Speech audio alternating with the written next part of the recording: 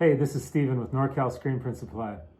This is a screen printing video, and the purpose of it is to help you not make the same mistakes I made when I started burning screens for screen printing.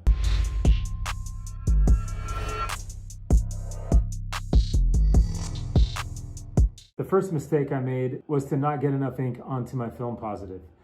If your film positive is not nice and dark, it's going to let light through and it's going to expose the emulsion that you want to block out, you don't want to expose. What happens then is you go to rinse out your screen and it's very hard to rinse out because you didn't block the light from it enough. So this is a very dark and opaque film. This is what you need to burn a good screen. All right, let's talk about your settings on your inkjet printer. Media type or paper type should be set to premium glossy photo paper. Photo quality should be set to best photo quality, and then any high speed settings should be turned off. A lot of people come to our shop and say, oh, there's something wrong with my emulsion. I can't get the screen to rinse out. And then I talk to them about their films, and it's usually the films. I mean, occasionally emulsion might go bad if it's been sitting around for a year or so, but usually when you're having a hard time rinsing out a screen, it's because the film is letting light through. The second big mistake that I made when I started burning screens was to think that the most important thing was to burn the screen fast or quickly. Oh, which emulsion is the fastest? I would get the fastest photo emulsion. Well, really, durability is just as important, if not more important, than speed of exposure when you're making a screen.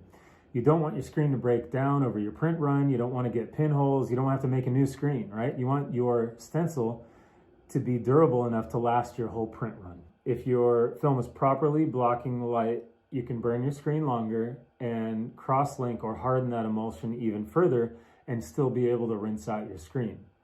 So the way you can tell if you're overexposed is your screen won't rinse out, right? Or you get what we call undercutting around the edges of your stencil.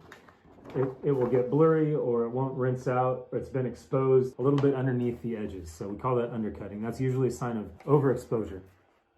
If your screen is underexposed, it's going to be slimy. After you take the screen off of the exposure unit and you wet it, which we'll get to that shortly, if you rub over here on your screen and it gets slimy, that's a sign that your emulsion's not cross-linked and has not hardened all the way up through the stencil from the light. So you want to check for that. So that's the second mistake, really, if you think about it, if I think about it, that I made previously in life, in screen printing, in history. The third mistake that I made when I started burning screens was to not post-expose my screen after screen exposure.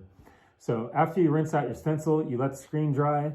You can either put it out in the sun or put it back on your exposure unit and expose it to full UV light, and that will continue to harden and cross-link your emulsion, thereby making the screen more durable so it won't break down during your print run. Here are some additional tips for screen exposure. First and foremost, the biggest tip that I have for burning screens is to immediately get the screen wet after you've exposed it to the light. Peel the film off, take the Scotch tape off.